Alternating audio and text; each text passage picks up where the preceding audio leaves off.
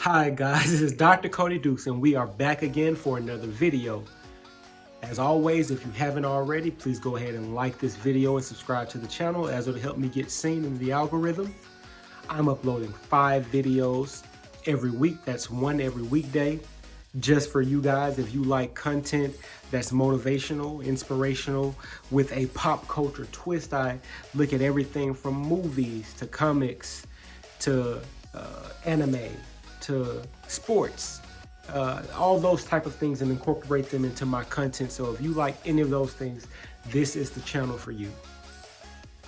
So today I want to talk about some more anime. You know, last time I talked about, I think, One Punch Man, and today I want to talk a little bit about My Hero Academia. And specifically, I want to talk about a very interesting and a very surprisingly, in my opinion, powerful character known as Lemillion. Now, Lemillion is one of the older students in the school for superheroes. And he's also considered to be the top student in the school. He's a part of what they call the Big Three. And Lemillion, he has the ability that basically, to oversimplify it, right, he can phase through things. I think that's the simplest way to put it, right? He can walk through walls. He can phase into the ground. And he can pop up somewhere else. And really the way his quirk works, they call them quirks, right? The powers. The way it works is because matter can exist, like two different pieces of matter can exist in one place at the same time.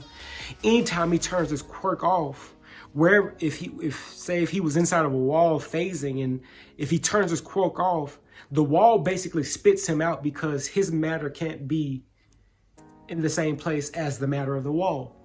And so he has become, using that quirk, the ability to phase, not only the #1 student in the entire school, but he's become looked at as the student who will most likely go on to be the next #1 superhero in the world.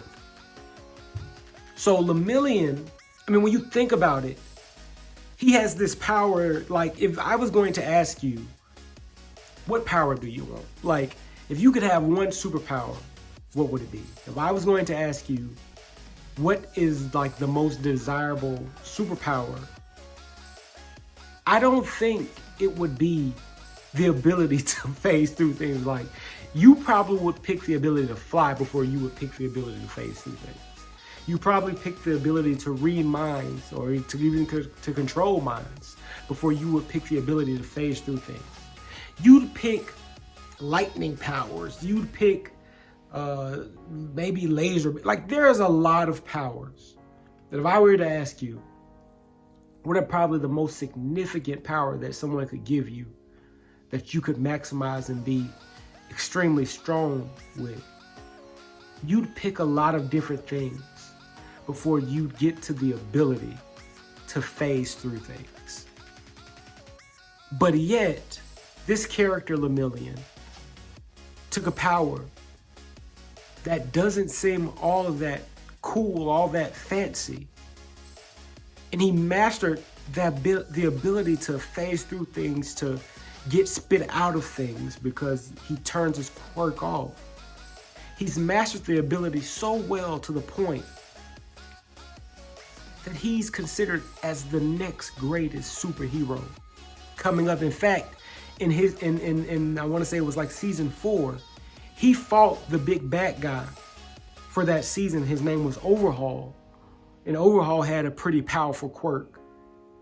But he was mopping the floor with Overhaul so badly to the point where Overhaul had to attack a little girl in order to beat him. And he really didn't even beat him. What he did was he shot him with a gun. He shot at the girl with a gun that would take away her quirk, and Lemillion jumped in front of it. And so it took away his quirk. But he was so powerful with a power that most people would look at and say, I mean, yeah, it's nice, but it's not like you're the Flash. Like, it's not like you're Superman. It's a nice power. You wouldn't make the Justice League with that power, is all I'm saying. But yet he took it and he worked so hard at it. He became so good at it that he was considered to be the next greatest superhero in the world. The reason I'm telling this story about Lemillion and his power is that a lot of us have gifts, we have talents, we have small quirks about us. Things that people would look at and say, I mean, it's nice, but you're not going to change the game with it. Like, you know, it's nice that you can do that. That's a party trick at best. It's a party trick. But you're not going to be a world entertainer with that talent, right? Like, it's not anything special. But the truth of the matter is that you could take something that's not anything special, something that's not all of that nice, something that's an insignificant quirk. But if you work hard at it, master it, perfect it, become extremely skilled at using it, you could become the next great, I don't know, whatever, entertainer, businessman, next great artist, painter. Like, I'm sure whoever was the first person to do pour painting didn't think that it would become like the phenomenon that it was. I'm sure somebody who's used to painting with a brush looked at it and was like, I mean, bro, anybody can pour paint on a canvas, but I mean, I'm over here showing you real skill, and unless you can do this, it's insignificant that you can pour paint. But yet the pour painters poured and poured and poured until they became so good at it that it's now like a phenomenon. I've even done some pour painting. It's pretty cool. But my point is that just because your gift, your talent, your quirk seems insignificant doesn't mean that if you can't use it to become extremely successful. I think about like Steph Curry, right? Steph Curry coming out of college. I mean, if you watch the boy could shoot the ball. But Steph Curry wasn't extremely tall. He was 6'3", so he's a tall point guard, but he's not like Sean Livingston 6'7". You know what I mean? He's not like 6'5". He's like, he doesn't, his size isn't overwhelming, especially when you consider his frame, like how muscular he is. It's not like he's overwhelmingly big as a point guard. He's not super fast or quick. He doesn't jump out of the building. He just shoots the ball extremely well. This is coming out of college. He just had a talent. But Steph Curry took that talent. Like, nobody was ever the best player in the world because they could shoot the ball. Like, up to this point, all of your greatest players were centers and dynamic wing players who could jump out the gym and dunk the ball anytime they felt like it, right? Even the best point guards, when you think about it, like Magic Johnson, extremely tall. Isaiah Thomas, fast, speedy, like, and extremely like bullish, like when it came to like how he played. Your Jason Kidds and your Steve Nashes, they were just really good passers and facilitators of the game. They weren't like scorers, right? Chris Paul the same way. And then even right up to that point, you had somebody like Derrick Rose, who was just like a freak athlete. Just could jump out of the gym, was fast as any NBA player to play the game. He was just like, Steph Curry was different than all of them. All he did was, he was a really good ball handler, but he could just shoot the ball like no one ever shot the ball. And Steph Curry took that talent and he worked so hard at it. And he became so good at that one thing that Steph Curry changed the way that they had to play basketball. He made big men obsolete. A league that oftentimes the best player was the best center. Now, you don't even really need a center to play. He was now looked at as arguably the best player in the NBA. He was like the first unanimous MVP.